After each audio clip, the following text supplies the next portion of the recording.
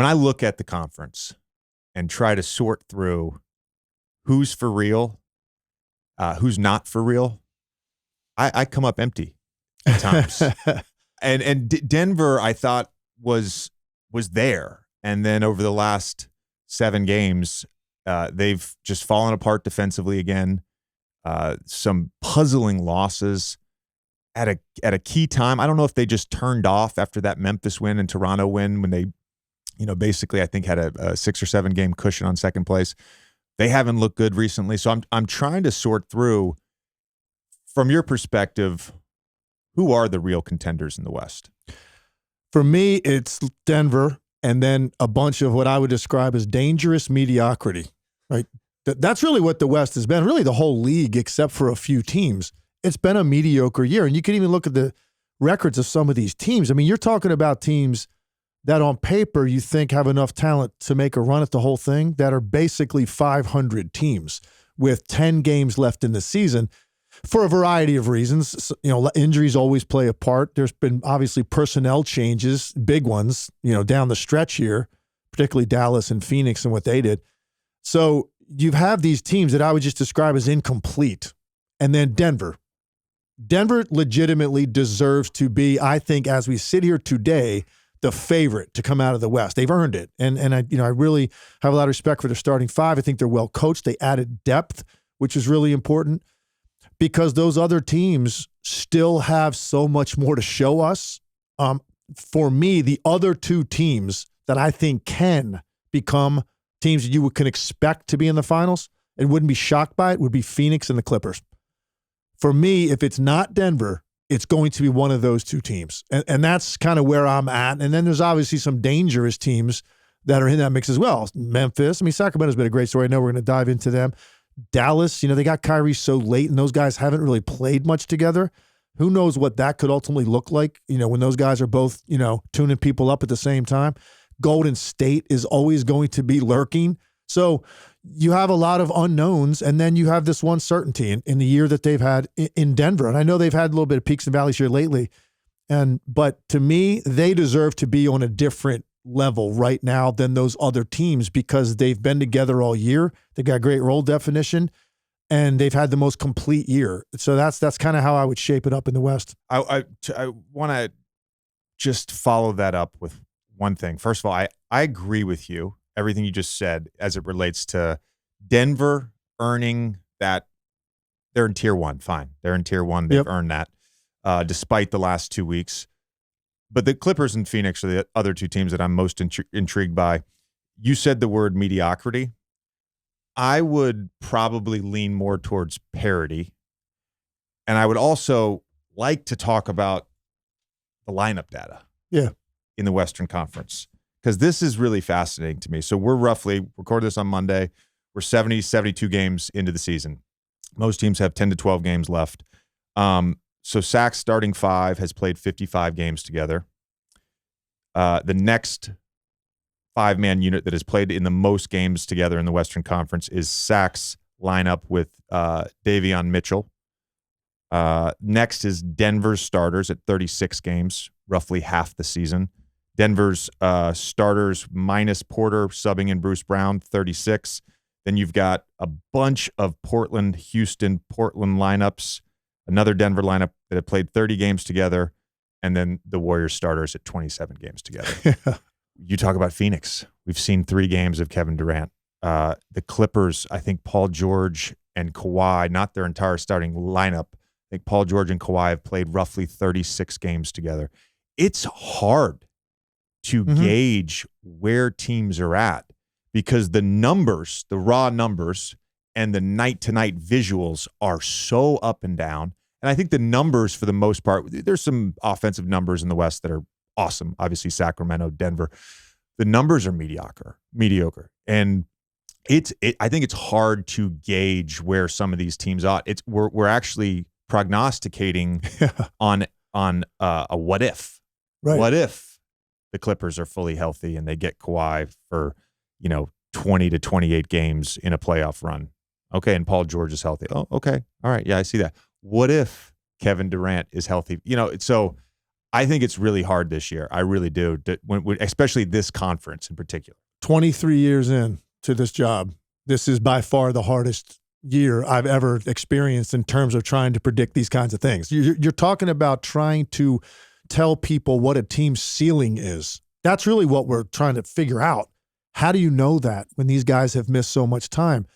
And there's been, so much fluctuation in who plays every night. In these games that I break down, you break down, calling games I watch every night, I have to go on the air and break these games down. Like, when guys aren't there, there's only so much you can take from it. I mean, you might be able to pick up something from some guys, maybe a team added, and maybe it's the first time you're seeing them in person or whatever, and you say, okay, yeah, I'm going to talk about this now, the depth that this, Bruce Brown, a guy like that gives Denver, and you go down that angle. But if, like, you're doing a game and Michael Porter Jr. is not playing, and Jamal Murray's not playing, they're playing the Clippers, and Kawhi's sitting that night, and you're supposed to come up with now an evaluation on how these teams stack up, when you take those guys off the floor, it's a completely different product. And that's why the Western Conference is one of the most fascinating things I've ever seen, because of the teams that we are talking about that are just hovering and trying to get themselves right at a time now to go on the road in the first round, play teams like a Denver that hasn't been to the finals, a Memphis that hasn't been to the conference finals,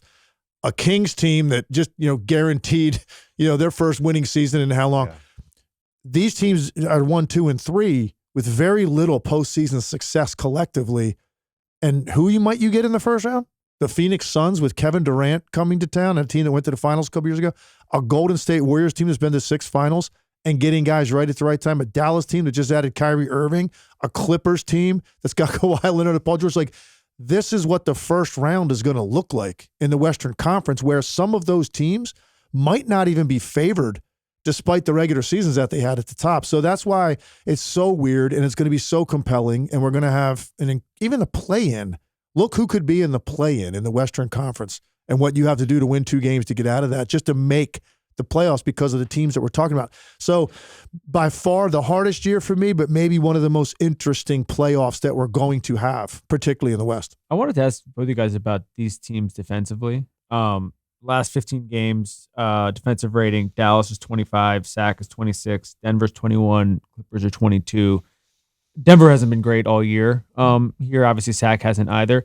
Can you really be a sort of, maybe not a championship favorite, but a championship contender if you're not a top 15, top 20 defense? I think you might be able to in this NBA. I think you can be so good offensively, and some teams gear in on that and hone in on that it can make up for a lot of those mistakes. Now, ultimately, listen, you're going to be in a spot in a postseason series where it's 2-1, it's game 4, it's a 1-possession game late, like it's a series-defining stretch of minutes.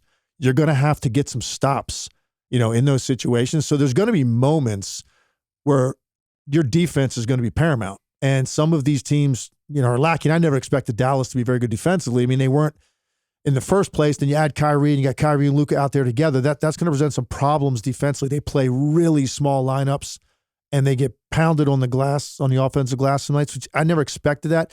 Denver at times can look pretty good, but they've got some guys in their starting lineup that have some limitations defensively that there's only so much you're going to be able to do. The Clippers are a little bit surprising with those numbers, and I think ultimately they have the capability to be that good defensively. So I guess the short answer is I think you can more likely to make a run at a title this year if you're not an elite defensive team because of all the things that we're talking about right now. Yeah, that's valid. I want to say it was LeBron's 2018 team. That Cleveland team had a 26th or 27th defensive rating. It was one of the few teams, if not the only team this century that has made the finals. They didn't win, obviously, but made the finals with a defensive rating that low. History would say you need a top 5 something, top 5 offense or top 5 defense, or you need to be top 10 or around top 10 in both. To your point about winning it this year without a good defense, Tommy asked me a great question about Sacramento. Mm-hmm.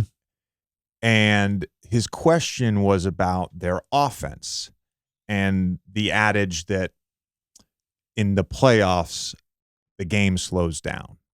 Will that sort of hinder their offense? And my point to Tommy, and I wanted to get your thoughts just on that question, but also on sort of my perspective. My point to Tommy was it's not just the pace, meaning like end to end. To me, it's how they play within the half court. Mm-hmm. Because of De'Aaron Fox's ability to break down a defense, they've added all this shooting. Sabonis, I'm going to get into some post-up numbers that I find fascinating in a little bit. But Sabonis, of course, plays a lot in that high post out of like a hub, 5-out delay action. So there's space. And then when they do go to Sabonis, there's movement. There's the dribble handoffs with Murray, with Barnes, with Herter. And so they're creating enough that I don't think it's going to slow down for them. I just think the game plan portion going against any great offense, when you have days in between days, like you have time to game plan for these amazing offenses, I think that ultimately is what's going to affect winning and losing in the playoffs. If you have a great defense that can game plan for one of these great offenses and you don't have a great defense on the other end, you're in trouble. It is a great point, particularly about Sacramento. We know that they lead the league in scoring. It's been by far, I think, from a team perspective, the best story in the league. You know, going into the year, you looked at their roster. No one's expecting this. I mean, they legitimately have a great shot at being the second seed in the Western Conference in a conference loaded with top-tier star individual talent. They could be the second seed. So this has been an incredible story, their pace and the way that they play. And I love your point about it because I talk with people about this all the time. You hear pace and you automatically think transition, fast break stuff. Truth is, pace really is about how quickly you get into ball and player movement within your sets and how hard you make those cuts early and the ball gets hopping, because then you might end up taking a shot with 6 seconds left on the shot clock, but what you did to lead up to that to get a quality shot and the pace with which you move plays into that too, and they're great at that. One of the things they've benefited from, and you alluded to it a little while ago with the numbers you talked about these lineups, their top 6 scorers have missed a total of 17 games all season. And that's just not what we're talking about when you look at every other team in the top half of the playoffs in either conference. So they've taken advantage of that. So one of the big things is have your guys available every night. They have. Obviously, De'Aaron Fox had a great year. Sabonis is in a very short list. I think there's 3 guys that fall into this category. Most impactful player in their first full year with the team this year. I think it's him, Donovan Mitchell, and Jalen Brunson. Like those 3 guys make up the list, and you can't really put anybody else even in that category to discuss it. That's the impact, I think. And he played 15 games for him last year. That's why I said first full year, because he just played at the end of the year. That's the impact he's had. They're a fascinating team. You're going to be able to now get into them when you focus on one team day to day, like you said, you make those adjustments and you start to take some things away, and no playoff experience collectively, and who they might get. I mean, what's their reward going to be for this season they've had? Who knows who that could be in the first round? Well, here's a really I know we were going to discuss some potential playoff matchups, and some of these are maybe pipe dreams because of the way the play-in is going to work, and some of these, depending on how the last 10 games shake out, we may be talking about something else entirely in 3 weeks. But, as of right now, there's a decent chance that it's Golden State if they end up as the 2 seed. Right. And Golden State is terrible on the road, and the reason they're terrible is because they can't defend the 3-point line. And so you're going into Sacramento, into a place that hasn't had a playoff game in 17 years, with a rabid fan base and all the sort of good vibes and energy and momentum, and you've got to figure out a way to cut that water off. That's going to be tough. Yeah. That's going to be tough. Look, we could go down the list. Oh, if they end up in the 4 spot and they play the Clippers, then we're talking about something different. Right, or Phoenix. Yeah, or Phoenix, right. So the big unknown to me in the entire Western Conference, though, is Kevin Durant's health. Because I just think he's that good. Yeah. I really do. And I think he's that impactful. And I think this is important. I really believe this. And I've had conversations with people in the NBA about this. Kevin Durant's one of the greatest players ever. He's also the greatest plug-and-play guy, if you know what I mean by that. Of course. He doesn't require a whole lot of meshing and chemistry and play calling even for him. Like, put Kevin Durant on a basketball court. He's going to give you an efficient 28 to 30 every single night with good defense, 5 to 8 rebounds, 5 to 8 assists. Like, that's what he's done his whole career, regardless of who's been on the court, regardless of the fit on the court. And so that gives me, I don't know what the word's hope, but that gives me a lot of optimism about the Phoenix Suns' chances to make a deep title, a deep run if he is healthy. We are 100% in sync there. I think he stands alone as a guy that would require the least amount of time to acclimate with new environment and make it look seamless because of what you just said. He gets it easy. He gets it efficient. He doesn't care about, you take as many shots as you want, Devin Booker. Chris, that's fine. I'll go 8 straight trips and not shoot it. I'm cool with that. He's not like some, top tier wide receiver that's demanding the ball and like having tantrums if he doesn't get it. He's just like, no, it's fine because I know I'm going to get my 30, shoot over 50% doing it, no sweat, and I'll have it when it matters most, which is, what he really wants. So I completely agree. He doesn't need a lot of time. He needs some, and most importantly, he just needs to be 100%. Like if he's Kevin Durant that we've known throughout his career, and you give him a handful of games, and then a first-round series that could be challenging, but it's not like I don't think they're going to get a team right off the bat that could take them out. Now there's another 5, 6, 7 games that Kevin Durant is warming up, and assuming they escape it, now let's say he's got 12 games, 15 games under his belt, heading into the second round of the Western Conference playoffs. He's going to be pretty much up to speed by then, and that's why, I don't know how you feel about if you had to bet on it today. I know it's uncertain because of him. Let's assume he is healthy with 5 games left in the regular season or less. Maybe you think he needs less than that. Would you put them as the team you'd expect to win the Western Conference? I don't know what to expect this season. Yeah, that might be too strong a word. Expect maybe is not the word. You wouldn't be shocked. I would be very comfortable saying there you go. With a healthy Kevin Durant for the next 2.5 months. Yeah, I'm good saying Phoenix should be the favorite in the West. Nothing has changed since the trade for me in that regard. What changed was, oh shit, he had a really bad ankle sprain. Right. And now all of a sudden we're starting to maybe, are we overanalyzing? Maybe it's Denver, maybe it's Sacramento. Can Sacramento actually make the finals this year? It's kind of thrown everything off because those first 3 games, you're like, holy shit. Yeah. Holy shit. Well, that's Devin the thing. Booker's getting whatever he wants on the second side. Yeah. Devin Booker's attacking closeouts. Obviously, Devin Booker's playing with the ball in ISO too. It's not just that. It's not like nobody's guarding Devin Booker. But it's like, all right, the thing we thought, which was that Kevin being on the basketball floor is going to make it easier for Devin Booker, that happened. The thing we thought, Kevin Durant is going to step into this lineup and score efficiently, we saw that. I mean, that 4-man unit for that team. Do you know what their net rating was in those 3 games? Obviously, small sample. It was close to 70 minutes played together. No. 34. Wow. Net rating per 100 for Ayton, Paul, Booker, and Durant when they were on the floor together. Okay, that gives me optimism for sure. It's funny because I may have overstated it, because he's so good, and this is how I felt after watching him like the first 2 games with them.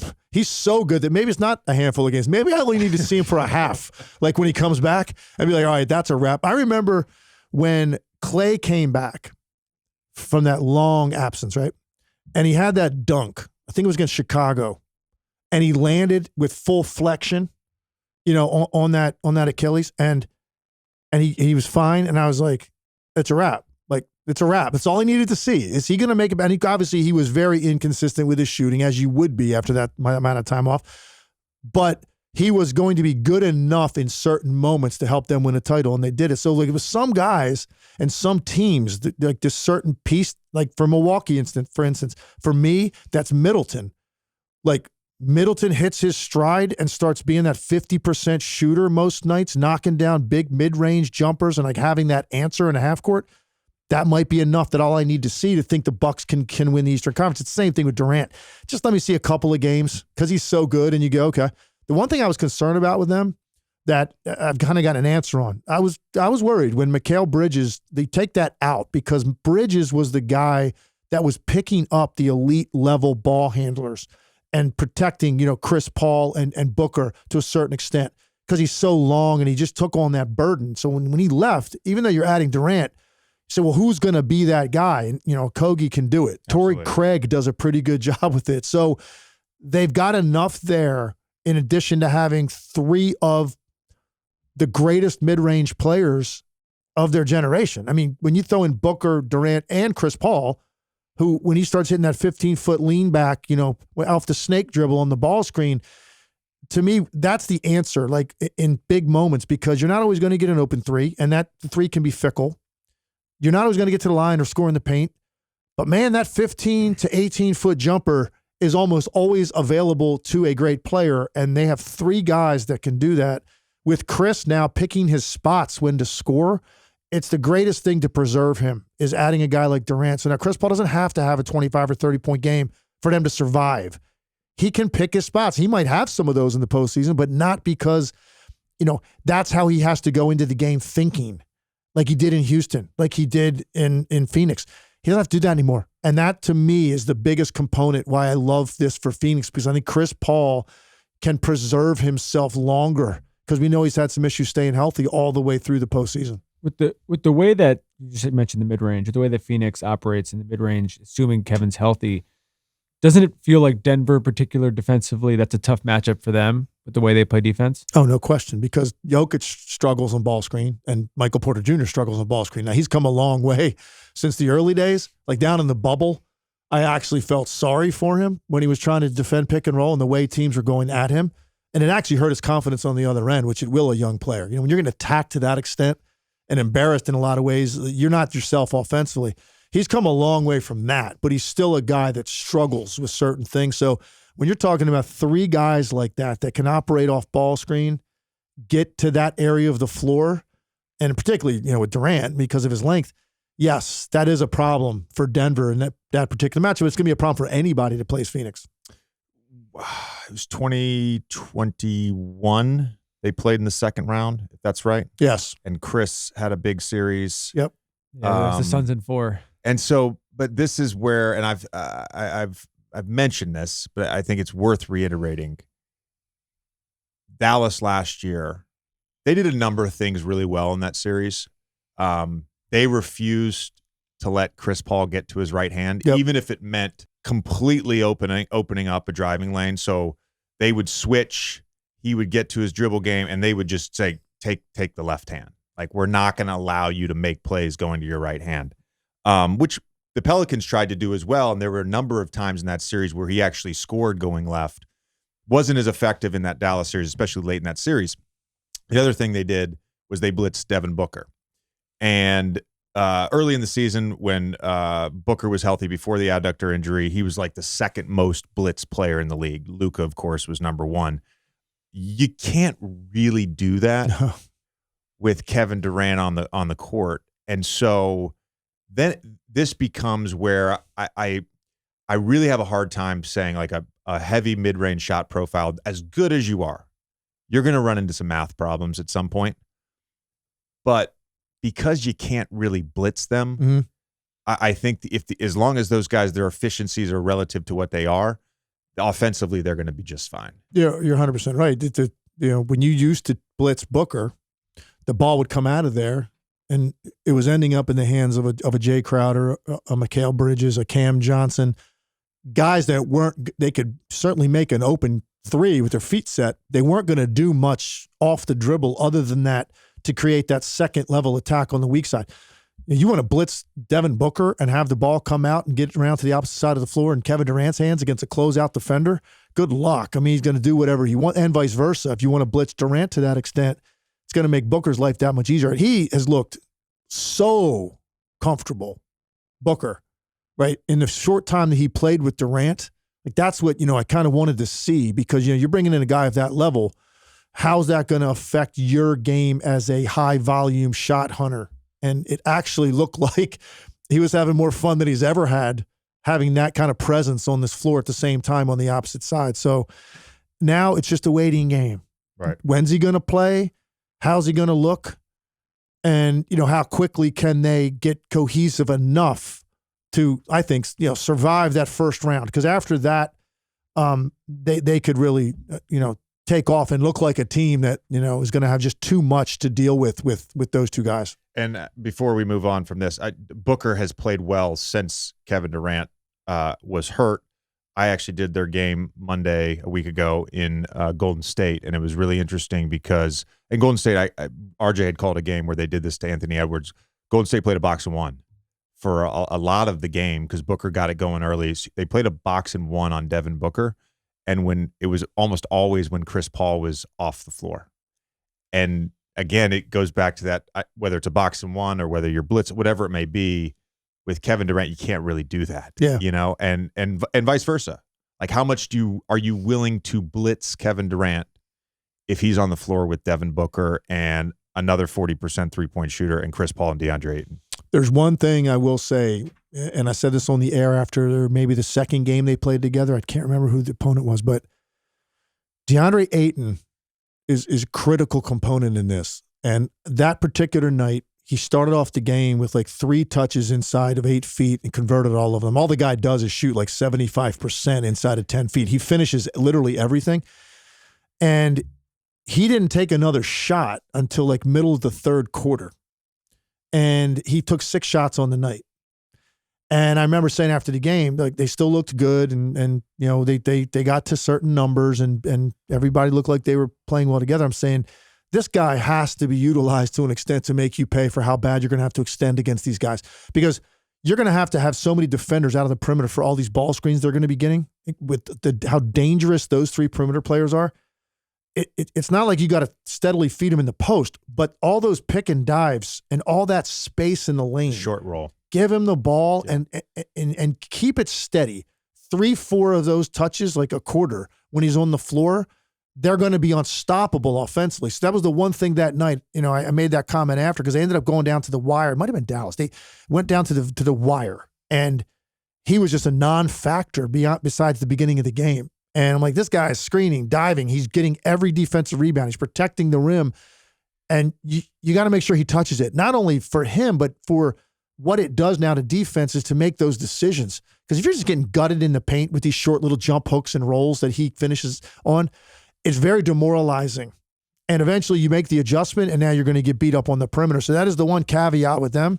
And I'm not telling Monty Williams what to do. He knows well what to do without my advice, but that's one thing to look at. Is DeAndre Ayton included and involved? Because now you've got incredible balance throughout your scoring attack. I put a lot of numbers into my brain, so I wish I knew the decimal places. I wish I had the exact number. But I do know, again, small sample size, 3 games. In games played without Kevin Durant, touches in the half court, Ayton was in the high 20s average per game, call it 29. In the 3 games with Kevin Durant, touches in the half court, he was in the mid-teens. So I felt the same way, watching those games. It was like, he's not really even getting the ball. Yeah. And some of that was Kevin was playing great. Right. Devin was, I get that, but there is something about big guys being engaged on the other end. Yeah. You gotta feed them a little bit to get them going. Let's talk about